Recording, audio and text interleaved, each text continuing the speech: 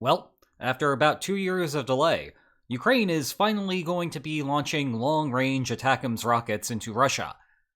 But what does that mean for the war? And why did we finally get here just now? Good questions. To answer those, today we will cover the tactical benefits of ATACMS, a couple of major problems that come along with the attached restrictions, the apparent but somewhat misleading connection to North Korea, and the broader political picture as Trump will soon take office. And yeah, full disclosure, I am in a bit of a hurry here. Sorry.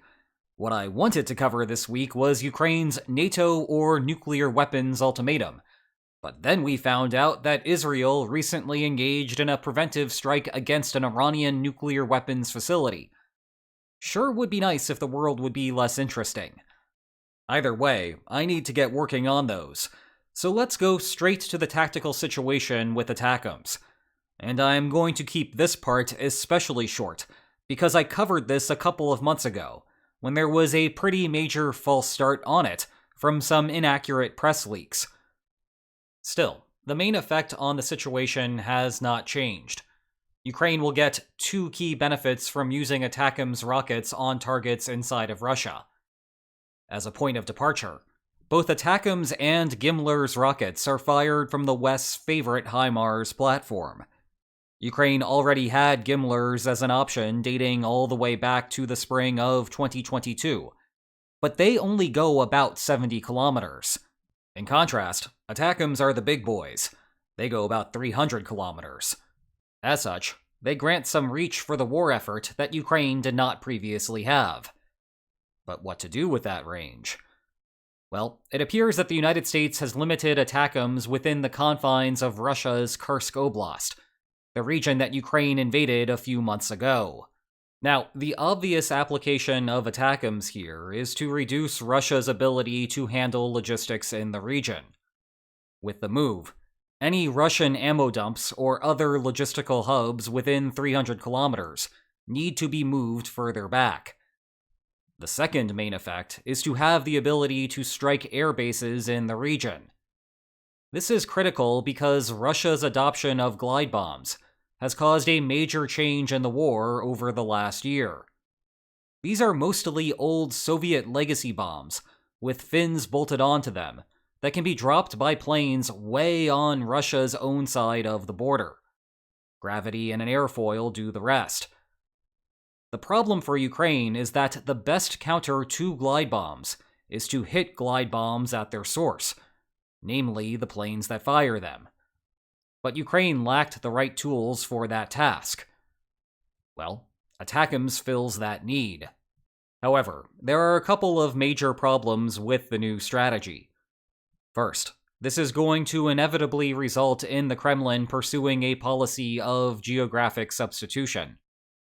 Glide bombs are primarily used to inflict damage on Ukraine as a whole. There is nothing special about them in Kursk. So if you open up ATACMS in the area, Russia will respond by just moving the planes over, and now a new part of Ukraine can be hit.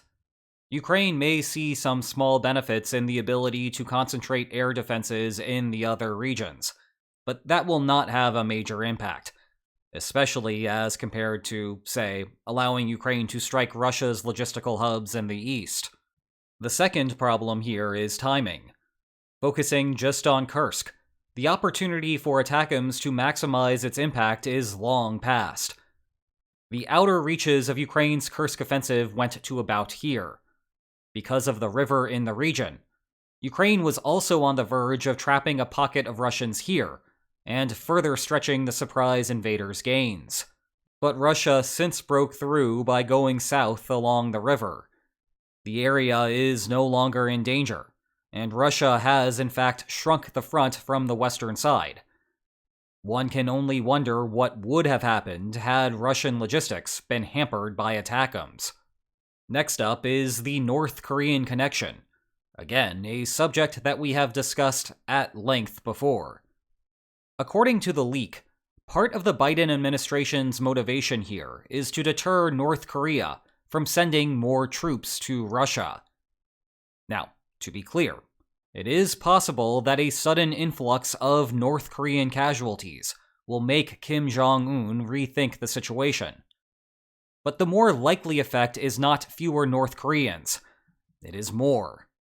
You might recall from that prior video that the reason North Korean troops are in Russia at all is because it is efficient from a regime risk standpoint. Russia has been sending so many troops to the front that recruitment has become a slog.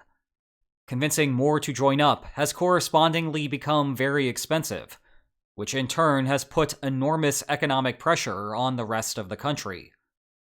Meanwhile, North Korean labor is cheap, and Kim Jong-un can absorb some of the political ramifications once the casualties start coming in, for the right price.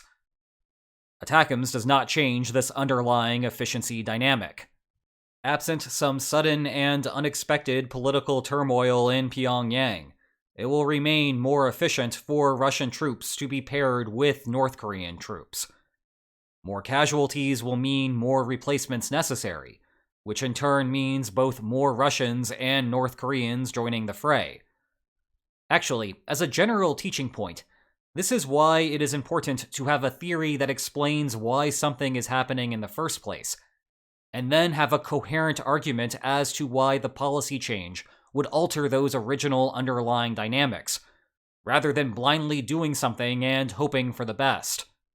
Now, this is not to say that the plan is fruitless. Far from it. Yet further recruitment places yet more political risks on both regimes, and it will cost Russia even more money. Rather, it indicates that a sudden North Korean withdrawal is an unlikely result from the ATACMS decision. Finally, there is the question of timing. Why now, especially before a transition of presidential power? Well, remember, the whole reason that the Biden administration has been reluctant to open up the warehouses is because of escalation management. The media often defaults this as being a question of nuclear retaliation. That is a possibility, sure, though a fairly unlikely one, because the United States has its own counterforce. Washington is not particularly worried about a conventional military response from the Kremlin either, given how hard of a time Russia is having in Ukraine already. Rather, the United States worries more about covert operations that the Kremlin has shown a willingness to engage in over the course of the war. And indeed, there have been a lot, even if these headlines do not get the same coverage as what happens on the ground in Ukraine. But Trump's upcoming presidential inauguration gives the Biden administration a new opportunity, precisely because of the impending turnover. Trump will take the oath of office again in just over 2 months. Well, think about this from Putin's perspective. Is now the time to start engaging in escalatory measures, which run the risk of the United States escalating right back? Or is it more prudent to just wait things out for a couple of months and see if Trump will undo the policy on his own? Probably the latter is the right call. The risk for Russia, though, is that Ukraine now has 2 months to show how much damage can be done with ATACMS unlocked, which could make it more difficult for Trump to reverse the policy if Ukraine is in fact doing well. Or it just could generally put Ukraine in a better position should Trump try to force an end to the war. Think of this as Russia's post-escalation countdown situation, but in reverse. Meanwhile, US weapons in Russia may embolden other Western partners to similarly unlock their weapons arsenals. British Storm Shadow missiles come to mind here, as well as German Taurus missiles. That creates a further conundrum for the Kremlin, as Trump will have an even harder time reining in those come January. Meanwhile, again, another thing that will not end come January is the availability of these wonderful books about the war. Check the video description for more information about them. And if you enjoyed this video, please like, share, and subscribe, and I will see you next time. Take care.